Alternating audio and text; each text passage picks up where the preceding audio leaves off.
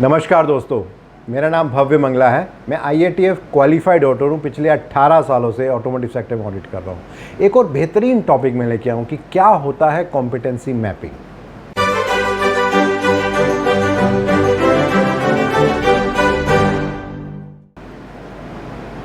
देखिए, in general अगर हम लाइफ में बात करें, से फॉर एग्जांपल घर में कोई शादी है तो हम एक लिस्ट बनाते हैं कि किन किन लोगों को बुलाना है, क्या क्या सामान लाना है।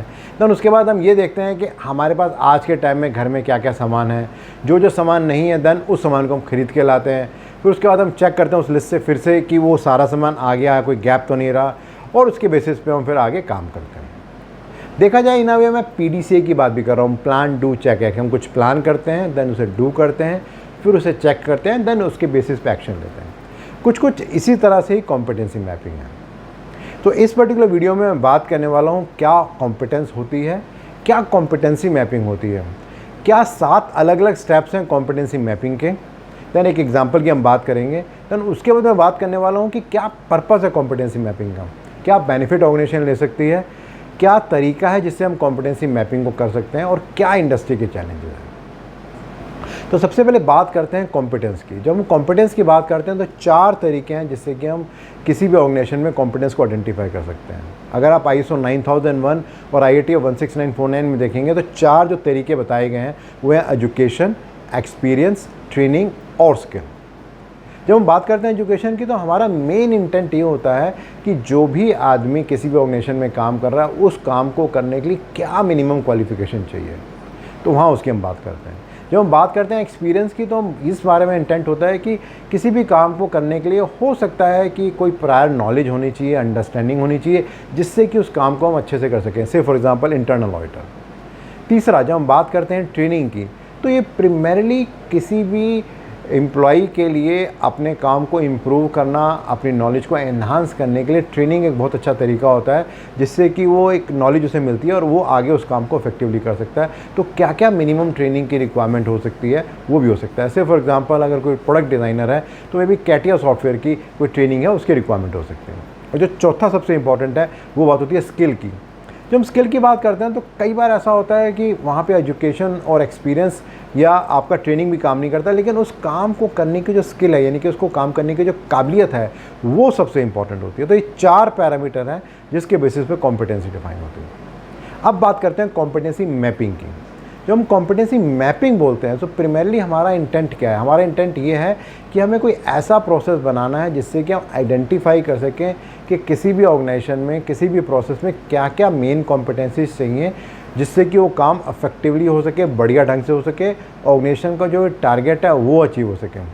और इसमें प्राइमरीली हम करते क्या हैं, हम ये कर जाते हैं कि हम ये देखते हैं कि आज के टाइम में क्या स्किल हैं हमारे पास और किस तरह की स्किल हमें फ्यूचर में चाहिए जिससे कि हम उसको अचीव कर सकें।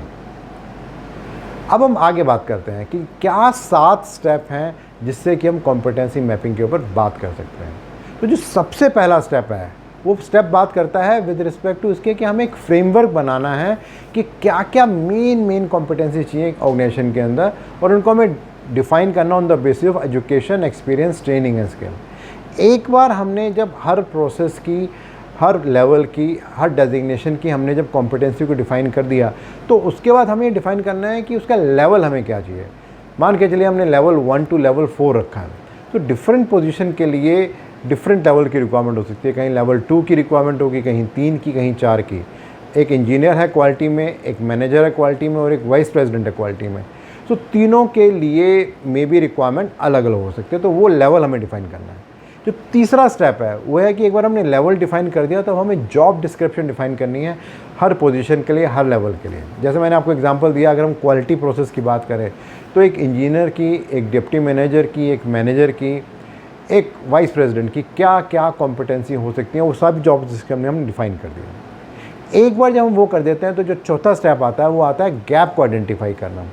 यानी कि अब हम ये देखते हैं कि हमारे जो एग्जिस्टिंग एम्प्लॉयज़ हैं उनकी क्या कॉम्पिटेंसी है, और वो भी अगेन हम उसी बेसिस पे करते हैं education, experience, training and skill. जब ये काम हम कर लेते हैं तो जो 5वां स्टेप है वो आता है अब गैप एनालिसिस करना कि ये कॉम्पिटेंसी हमारे पास रिक्वायरमेंट है, ये कॉम्पिटेंसी हमारे पास है, इन दोनों में क्या गैप है। जैसे ही हम उस गैप को आइडेंटिफाई करते हैं तो उसके बाद जो अगला स्टेप आता है, स्टेप नंबर 6, वो आता है इस गैप को कैसे भरा जाए। तो वहाँ पे हम कोई ट्रेनिंग दे सकते हैं, वो क्लासरूम भी हो सकती है, ऑन जॉब भी हो सकती है, या और भी कोई तरीका हम अपना सकते हैं, और उसके बेसिस पे हम उस गैप को ब्रिज करने की कोशिश करते हैं। जब एक बार वो गैप ब्रिज हो जाता है तो अगला स्टेप आता है जहाँ पर हम ये देखते हैं कि इसकी इफ़ेक्टिवनेस क्या है, जो भी हमने ट्रेनिंग दी क्या वो इफेक्टिव थी या इफेक्टिव नहीं थी, वो हम काम करते हैं। एंड देन जो स्टेप नंबर 7 और जो आखिरी स्टेप है, वहाँ पर हम बात करते हैं कि ये तो हो गया एग्जिस्टिंग एम्प्लॉई के लिए। इसी तरह से अगर कोई नया एम्प्लॉई हमें कंपनी में रखना है तो वहाँ पर भी हम इसी ही जॉब डिस्क्रिप्शन के बेसिस पे, इस कॉम्पिटेंसी के बेसिस पे चेक करते हैं कि जो भी नया एम्प्लॉई हम रिक्रूट करने वाले हैं क्या वो इस कॉम्पिटेंसी को फुलफ़िल करता है या नहीं करता है। आगे एग्जाम्पल लेके चलते हैं। उस एग्जाम्पल में हम बात करते हैं कि एक प्रोडक्ट डिज़ाइनर है और ऑर्गेनाइजेशन ने उसकी 10-12 अलग अलग कॉम्पिटेंसी डिफ़ाइन कर रखी है कि ये सारे लेवल्स होनी चाहिए और ये सारी पोजीशंस होनी चाहिए, इनको वो फुलफ़िल करेगा तो ही माना जाएगा। और उसमें कैटेगरीज़ हैं 0 से लेकर 5 तक की।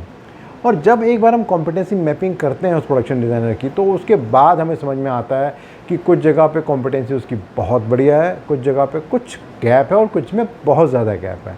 अब यहाँ पर फिर ऑर्गेनाइजेशन को एक्शन लेना है कि उसे किस तरीके से कौन सी कॉम्पिटेंसी का गैप ब्रिज करना है और कौन सी कॉम्पिटेंसी ऐसी जो उसको लगता है कि बहुत ज़्यादा इंपॉर्टेंट नहीं है या वो शायद एम्प्लॉय उसको फुलफ़िल कर नहीं पाएगा। अब इसके बाद अगला सवाल आता है कि क्या पर्पस है कॉम्पिटेंसी मैपिंग का, क्यों करें कॉम्पिटेंसी मैपिंग। तो 4 की रीज़न जिस कारण से हमें कॉम्पिटेंसी मैपिंग करनी चाहिए। जो सबसे पहला रीज़न है वो बात करता है इस बारे में कि वो हमें हेल्प करता है आइडेंटिफाई करने के लिए कि किसी भी एम्प्लॉय की क्या की एट्रीब्यूट्स हैं जिससे कि जो भी ऑर्गेनाइजेशन को प्रोडक्टिविटी चाहिए, जो भी टारगेट अचीव करने चाहिए, वो कर पाएगा नहीं कर पाएगा।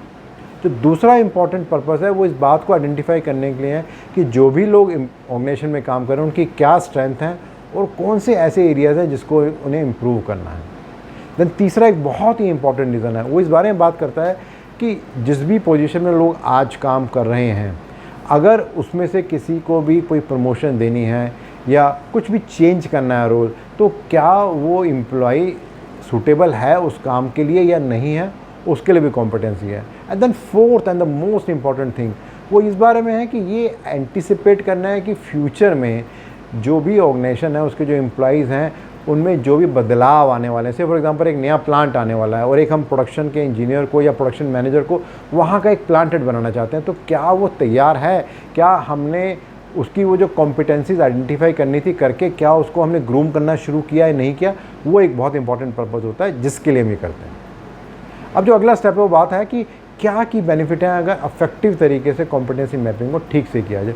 तो जो 3 की बेनिफिट हो सकते हैं उसमें जो पहला बेनिफिट है वो है कि ये हेल्प करता है किसी भी ऑर्गेनाइजेशन को ये लिंक करने के लिए कि कोई भी इंडिविजुअल की जो परफॉर्मेंस है और जो ऑर्गेनाइजेशन की जो बिजनेस स्ट्रेटेजी है उसमें एक लिंक हो जाता है और समझ में आता है कि वो किस तरफ जा रही है।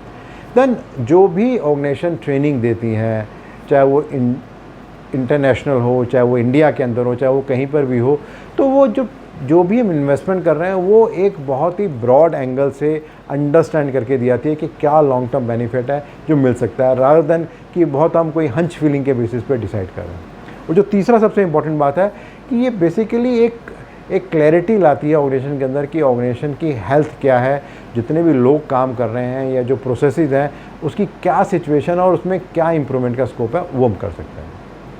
अब जो अगला स्टेप आता है कि कॉम्पिटेंसी मैपिंग का कंडक्ट कैसे करें, तो इसके 4 की तरीके हैं जिससे हम कॉम्पिटेंसी मैपिंग को कर सकते हैं। जो सबसे पहला तरीका है वो बात करता है कि कोई भी ऑर्गेनाइजेशन में कोई भी ऐसा इंसिडेंट होता है उसके बेसिस पे हम एनालाइज कर सकते हैं कि ये एम्प्लॉय पर्टिकुलर जॉब के लिए सूटेबल है या नहीं है। से फॉर एग्जांपल अगर ऑर्गेनाइजेशन के अंदर वेज सेटलमेंट होना है ट्रेड यूनियन के साथ और अगर वो एचआर का जो बंदा है अगर वो उस काम को अच्छे से कर पाता है तो वो एक इंडिकेटर है इस बात का कि इस बंदे के अंदर कॉम्पिटेंस है कि कैसे डील करना है ट्रेड यूनियन के साथ और किस तरह से एक विन-विन सिचुएशन क्रिएट करनी है। जो दूसरा तरीका है वो तरीका है इंटरव्यू का, जो बहुत ही कॉमन तरीका होता है, जो अक्सर किसी नए एम्प्लॉय के लिए भी या एग्जिस्टिंग एम्प्लॉय के लिए भी अगर उसको नेक्स्ट लेवल पर लेके जाना है तो वहाँ पे इंटरव्यू के थ्रू पता करने की कोशिश की जाती है कि क्या ये तैयार है अगले लेवल के लिए या क्या गैप है जिसको ब्रिज करने की ज़रूरत है। जो तीसरा तरीका बहुत कॉमन अक्सर इंडस्ट्री में यूज़ किया जाता है वो होता है क्वेश्चनर। एक बहुत लंबी लिस्ट होती है क्वेश्चंस की जिसके बेसिस पे ये डिफ़ाइन किया जाता है, डिसाइड करने की कोशिश की जाती है कि इस पर्टिकुलर एम्प्लॉय की क्या नॉलेज है, क्या अंडरस्टैंडिंग है, और जो भी गैप है देन उसको ब्रिज करने की कोशिश की जा सकती है। और जो चौथा बहुत कॉमन तरीका पिछले कई सालों से शुरू हुआ है वो है साइकोमेट्रिक टेस्ट। अक्सर जनरली जब किसी नए एम्प्लॉय को हमें ऑर्गेनाइजेशन में रखना होता है तो वहाँ बहुत ज़्यादा यूज़ किया जाता है, क्योंकि वो बहुत आसान और अच्छा टूल है इस बात को डिफ़ाइन करने के लिए कि कैसे हम सेग्रीगेट करें बहुत सारे लोगों को जिनके बारे में हमें बहुत मुश्किल है पता करना कि जो कॉम्पिटेंसीज हमें चाहिए वो हैं या नहीं है, तो उसके लिए हम उसको यूज़ कर सकते हैं। एंड देन लास्ट में मैं बात करूँगा क्या इंडस्ट्री के चैलेंजेस हैं with respect to competency mapping. तो पहला इंपॉर्टेंट चैलेंज तो यही है कि कितनी ऑर्गेनाइजेशन ऐसी हैं जहाँ पे एक्चुअली में कॉम्पिटेंसीज को आइडेंटिफाई किया जाता है on the basis of education, experience, training and skill. जो दूसरा की चैलेंज है वो है कि अगर हमने आइडेंटिफाई कर भी लिया तो क्या एक्चुअली में हम कॉम्पिटेंसी मैपिंग करके देखते हैं कि आज हमारे जो एम्प्लॉइज़ हैं और जो हमारी रिक्वायरमेंट है उसमें क्या गैप है और उस गैप को क्या किया जाए। And then third and the most important कि जो भी कॉम्पिटेंसी हमने आइडेंटिफाई की थी, समय बहुत तेज़ी से बदल रहा है, टेक्नोलॉजी बहुत तेज़ी से बदल रही है, क्या उसको हम रेगुलरली रिव्यू कर रहे हैं और अपडेट कर रहे हैं अंडरस्टैंड करने के लिए कि वो आज जो कॉम्पिटेंसी है वो रेलेवेंट हैं आज के समय के हिसाब से या नहीं है।